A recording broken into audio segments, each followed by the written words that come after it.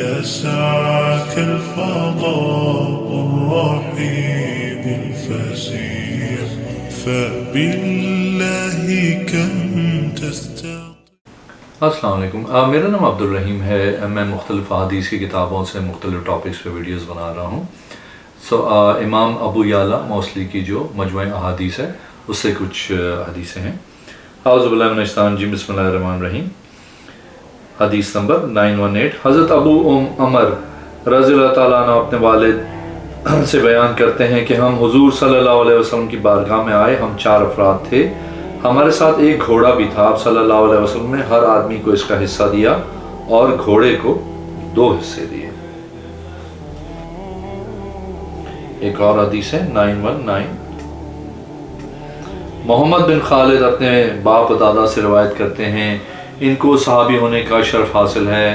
یہ اپنے کسی بھائی کی زیارت کے لیے نکلے.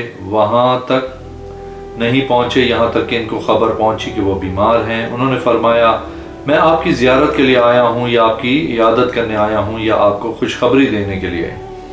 تو اس نے کہا تو نے یہ ساری کیسے جمع کر لی؟ میں آپ کی زیارت کے ارادے سے آیا ہوں. میں آپ تک نہیں پہنچا یہاں تک کہ مجھے آپ کے بیمار ہونے کی خبر ملی. یہ آپ کی عیادت ہوئی اور آپ کی خوشخبری دینے آیا ہوں ایک شے کی جو میں نے حضور صلی اللہ علیہ وسلم سے سنی ہے. آپ نے فرمایا اللہ عز و جل کی طرف سے بندے کے لیے ایک مقام لکھ دیا جاتا ہے اور اس مقام کو عمل کے ذریعے نہیں پا سکتا. اللہ اس کو آزمائش میں ڈالتا ہے اس کے جسم یا اس کے مال یا اس کی اولاد کے لحاظ سے. پھر اس کو صبر عطا کرتا ہے. پھر اس پر یہاں تک اس مقام کو پا لیتا ہے جو اس کے لیے اللہ عز و جل نے لکھا ہوا ہوتا ہے. اور حدیث 920. حضرت خرشہ رضی اللہ تعالیٰ عنہ بیان کرتے ہیں کہ حضور صلی اللہ علیہ وسلم نے فرمایا ان قریب فتنے ہوں گے. میرے بعد ان فتنوں میں سونے والا جاگنے والے سے بہتر ہوگا. بیٹھنے والا کھڑے رہنے والے سے بہتر ہوگا. کھڑا ہونے والا چلنے والے سے بہتر ہوگا. جو اس کے پاس آئے وہ اس تلوار کو پکڑ لے پھر وہ لے چلے. چٹان کی طرح اس تلوار کو مارے یہاں تک کہ وہ ٹوٹ جائے. پھر اس پہ لیٹ جائے یہاں تک کہ ختم ہو جائے جو ختم ہوتا ہے اس پر. ایک اور حدیث ہے حدیث نمبر 921. حضرت خالد بن عدی رضی اللہ تعالیٰ عنہ فرماتے ہیں میں نے حضور صلی اللہ علیہ وسلم سے سنا. آپ صلی اللہ علیہ وسلم نے فرمایا جس کو بھلائی پہنچے اپنے بھائی کی طرف سے بغیر مانگے بغیر لالچ کے وہ قبول کرے اس کو واپس نہ کرے.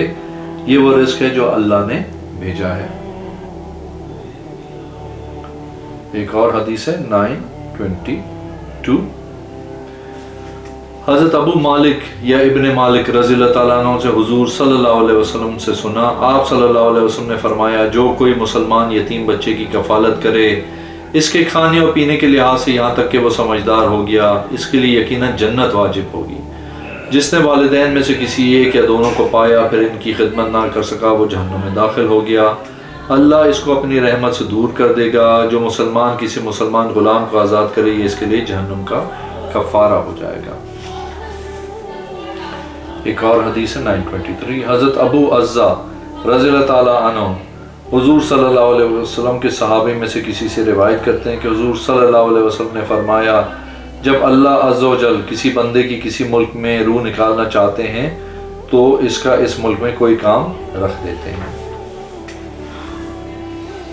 اور حدیث ہے 924. حضرت قدامہ بن عبداللہ رضی اللہ تعالیٰ عنہ فرماتے ہیں میں حضور صلی اللہ علیہ وسلم کو دیکھا. آپ صلی اللہ علیہ وسلم اونٹنی پہ سوار تھے طواف کر رہے تھے. آپ صلی اللہ علیہ وسلم نے اپنی چھڑی کے ساتھ حجر اسود کا بوسہ لیا.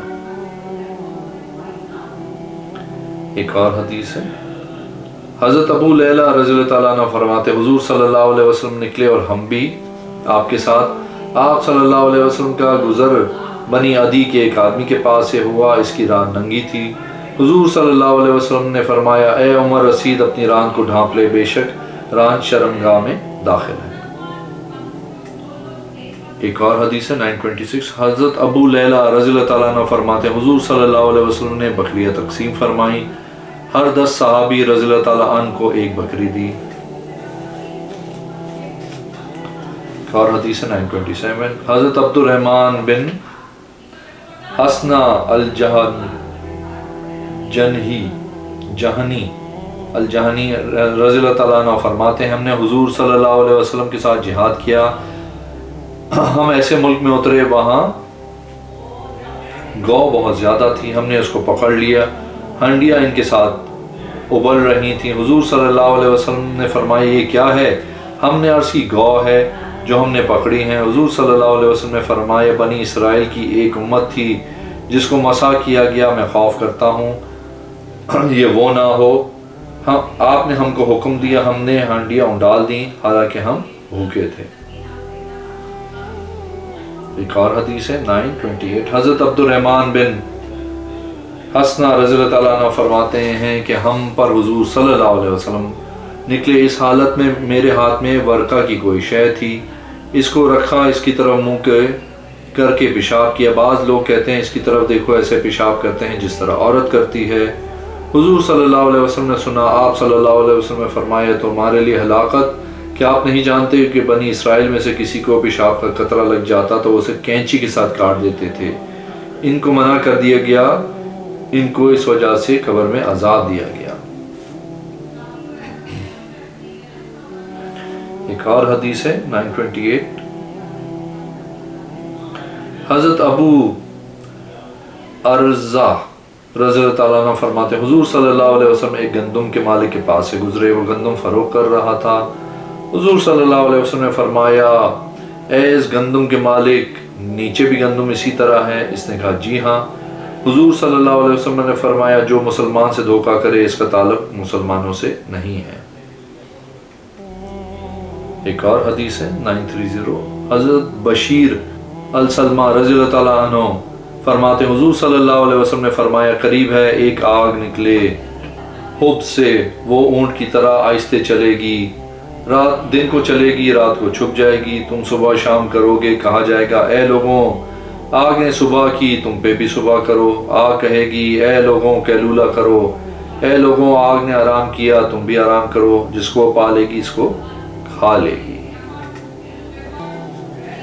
ایک اور حدیث 931. حضرت عبد الرحمن بن عثمان رضی اللہ تعالیٰ عنہ فرماتے میں نے حضور صلی اللہ علیہ وسلم کو جمعے کے دن بازار میں کھڑے ہوئے دیکھا.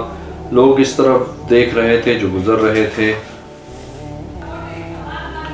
ایک اور حدیث ہے 932. حضرت عبد الرحمن الجہنی رضی اللہ تعالیٰ عنہ فرماتے ہیں میں نے حضور صلی اللہ علیہ وسلم سے سنا کل صبح یہودیوں کی طرف سوار ہو کر جاؤ. تم نے ان کے ساتھ سلام سے ابتدا نہیں کرنی. جب وہ تم کو سلام کہیں تو کہیں نا وعلیکم. ایک اور حدیث ہے 933. حضرت یزید بن ثابت رضی اللہ تعالیٰ عنہ فرماتے ہم حضور صلی اللہ علیہ وسلم کے ساتھ جنت البقیع کی طرف نکلے. آپ صلی اللہ علیہ وسلم نے ایک نئی قبر دیکھی. آپ صلی اللہ علیہ وسلم نے فرمایا یہ کس کی قبر ہے؟ عرض کی یہ فلانی کی جو فلاں کی لونڈی تھی. یہ دوپہر کے وقت فوت ہوئی تھی. آپ قیلولہ کر رہے تھے. ہم نے ناپسند کیا کہ ہم آپ صلی اللہ علیہ وسلم کو جگائیں.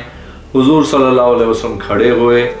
ہم نے آپ صلی اللہ علیہ وسلم کے پیچھے صفیں بنائی. آپ صلی اللہ علیہ وسلم نے اس کی جنازہ کی 4 تکبیریں کہیں. آپ صلی اللہ علیہ وسلم نے فرمایا جب تک تم میں نہیں موجود رہوں گا جب کوئی مر جائے مجھے بتا دیا کرو. اس کے متعلق میں یقیناً کہتا ہوں میری نماز ان کے لیے برکت کا باعث ہوگی.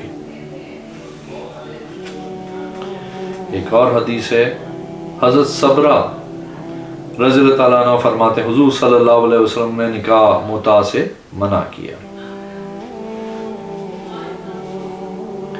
اور حدیث 935. حضرت صبرہ بن معید رضی اللہ تعالیٰ عنہ فرماتے حضور صلی اللہ علیہ وسلم نے حج الوداع کے موقع پہ ارشاد فرمایا عورتوں سے فائدہ اٹھاؤ. فائدہ اٹھانا ہمارے نزدیک نکاح کے ذریعے ہے. ہم نے معاملہ عورتوں پہ پیش کیا تو انہوں نے انکار کیا مگر یہ کہ ان کے اور ہمارے درمیان مدت مقرر ہو. ہم نے یہ بات حضور صلی اللہ علیہ وسلم کے ہاں ذکر کی تو آپ صلی اللہ علیہ وسلم نے فرمایا ایسا کر لیا کرو. میں اور میرا چچا زاد نکلے.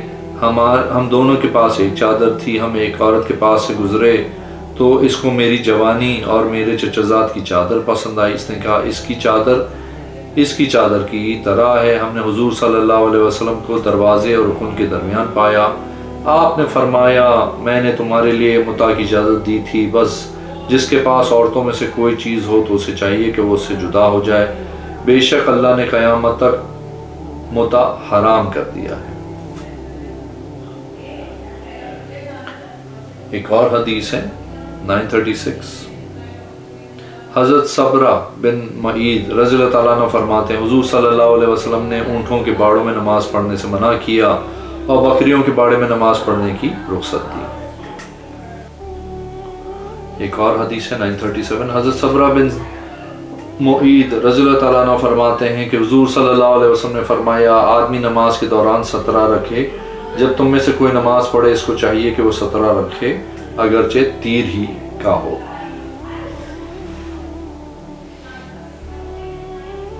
ایک اور حدیث ہے 938، حضرت اسور بن سری رضی اللہ تعالیٰ عنہ کہتے ہیں حضور صلی اللہ علیہ وسلم نے فرمایا ہر بچہ فطرت پہ پیدا ہوتا ہے یہاں تک کہ زبان سے بولتا ہے، اس کے ماں باپ اس کو یہودی یا عیسائی بنا دیتے ہیں۔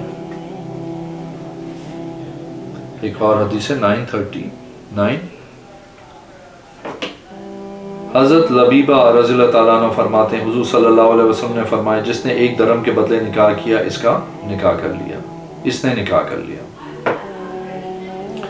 اور حدیث 940، حضرت سلیمان بن موسیٰ رضی اللہ تعالیٰ عنہ فرماتے کہ مالک بن عبداللہ گزرے اس حالت میں کہ لوگ روم کے ملک میں سائفہ کے مقام پہ تھے، ایک آدمی اپنی سواری کی مہار پکڑ کے چل رہا تھا، اس نے مالک بن عبداللہ سے کہا تو سوار ہو جا، میں تیری سواری کو طاقتور دیکھنا ہوں۔ اس نے کہا میں نے حضور صلی اللہ علیہ وسلم سے سنا ہے کہ آپ صلی اللہ علیہ وسلم نے فرمایا جس کے دونوں قدم اللہ کی راہ میں غبار آلودہ ہوں گے ان دونوں پہ جہنم کی آگ اللہ حرام کر دے گا۔ مالک بھی اترے، سارے لوگ بھی اپنی سواریوں سے اترے اور پیدل چلنے لگے، اس دن سے زیادہ لوگ پیدل چلتے نہیں دیکھے گئے۔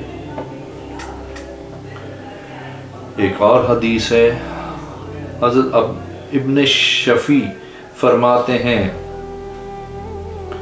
وہ طبیب تھے، مجھے اسد بن حدیر رضی اللہ تعالیٰ عنہ نے بلوایا، میں نے ان کے لیے عورتوں کی ریکارڈ دی، مجھے ان سے 2 حدیثیں سنائیں، فرمایا میرے پاس میری قوم کے 2 گھر والے آئے، بنی ظفر کے لوگ آئے، بنی معاویہ کے گھر والے، انہوں نے کہا حضور صلی اللہ علیہ وسلم سے بات کرو کہ ہم کو مال دیں۔ میں نے آپ صلی اللہ علیہ وسلم سے گفتگو کی، فرمایا ہاں اچھا ہے، میں نے ان میں سے ہر ایک کے لیے حصہ تقسیم کروں گا، اگر اللہ نے ہم پر دوبارہ لوٹایا ہم ان پہ لوٹائیں گے۔ میں نے عرض کی یا رسول اللہ صلی اللہ علیہ وسلم آپ کو اللہ بہتر جزا دے۔ آپ صلی اللہ علیہ وسلم نے فرمایا تم کو اللہ بہتر جزا دے، میں تم کو بتاتا ہوں کہ میں نہیں جانتا تھا تمہارے صبر کو۔ فرمایا میں نے حضور صلی اللہ علیہ وسلم سے سنا کہ آپ صلی اللہ علیہ وسلم نے فرمایا میرے بعد تم ترجیحات دیکھو گے۔ جب حضرت عمر بن خطاب رضی اللہ تعالیٰ عنہ نے لوگوں کے درمیان لباس تقسیم کیے، ان میں سے ایک میری طرف اللہ بھیجا، میں چھوٹا تھا، میں نے اپنی بیٹی کو دے دیا، میں نماز پڑھ رہا تھا، اچانک ایک قریش کا نوجوان گزرا، اس پر ان حلوں میں سے ایک حلہ تھا جسے وہ گھسیٹ کے لے جا رہا تھا۔ مجھے حضور صلی اللہ علیہ وسلم کی بات یاد آ گئی کہ تم میرے بعد عنقریب ترجیحات دیکھو گے۔ میں نے کہا اللہ اور اس کے رسول صلی اللہ علیہ وسلم نے سچ کہا۔ وہ آدمی حضرت عمر رضی اللہ تعالیٰ عنہ کے پاس گیا، آپ کو بتایا، حضرت عمر آئے، میں نماز پڑھ رہا تھا، آپ نے فرمایا اے اسد نماز پڑھ لو۔ جب میں نماز سے فارغ ہوا تو آپ رضی اللہ تعالیٰ عنہ نے فرمایا تو نے کیا کہا؟ میں نے آپ رضی اللہ تعالیٰ عنہ کو بتایا تو حضرت عمر نے بتایا یہ اللہ میں نے فلاں کی طرف بھیجا تھا، وہ بدری احدی اخوی تھا، اس کے پاس یہ نوجوان آیا تو اس نے اس سے خرید لیا، اس نے پہن لیا، تو نے گمان کیا کہ یہ میرے دور حکومت میں ہوگا۔ میں نے کہا اللہ کی قسم اے امیر المومنین، میں نے تو یہی گمان کیا تھا کہ یہ آپ رضی اللہ تعالیٰ کے دور حکومت میں نہیں ہوگا۔ اگر آپ نے میرے چینل کو اب تک سبسکرائب نہیں کیا تو پلیز کیجئے، اس ویڈیو کو لائک کیجئے، اگلی ویڈیو میں انشاءاللہ حاضر ہوں گا۔ اللہ حافظ۔